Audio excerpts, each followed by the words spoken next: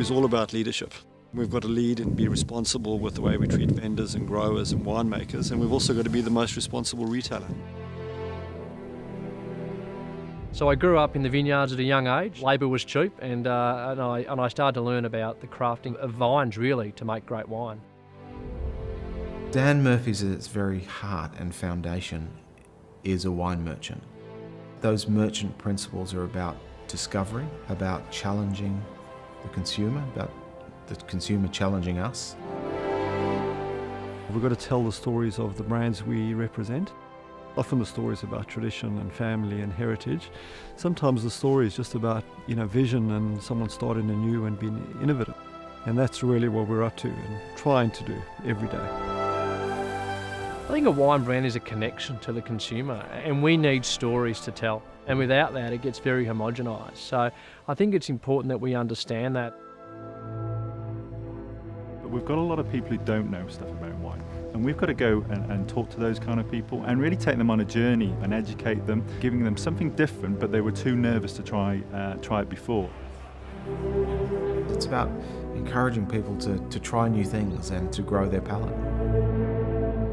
History is a great connection to wine, and so it's important when we're dealing with those types of decisions that we respect the heritage, respect the work that has gone in creating these brands over generations, and make the right decision for everyone. We certainly think that our customers deserve value and are looking for value, but when it comes down to quality, that's always going to be first.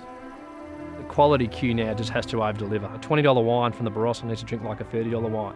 Get it right in the vineyard, get it right in the winery, and you'll do well. Label presentation, a screw cap presentation, information on the back label, and also understanding how you link in through social media and the digital world will become a critical part of people's success. Buyers engaging with the wine industry have huge responsibility. We need to make sure that we are representing the 2,500 producers that are out there. The role we have is we've got to shape the future.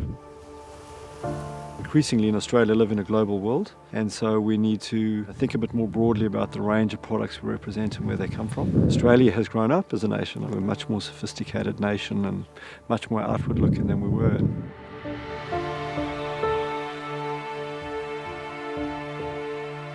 Once upon a time, people had one style in mind. Now they're looking for an alternative. Imported wines offer a point of difference, and it's only exposure to foreign styles or foreign flavours that allow us to grow as well.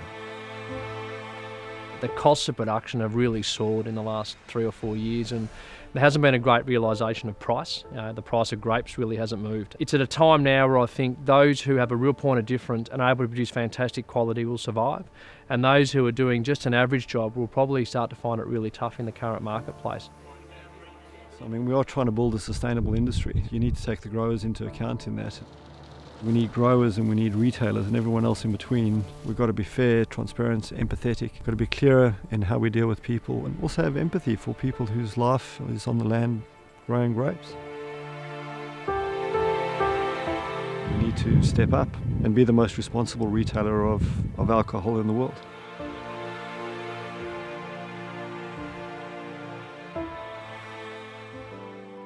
Our door's always open. If you've got a good wine and it delivers well at a good price point, it will sell. Biodynamic organic, I think, will continue to grow in Australia and become as significant as it is possibly in Europe. We have a lot of interest in our low alcoholic wines, our organic wines. People have to understand that we're seeing a consumer shift with food, especially in that area, and we need to look at how that plays out in wine.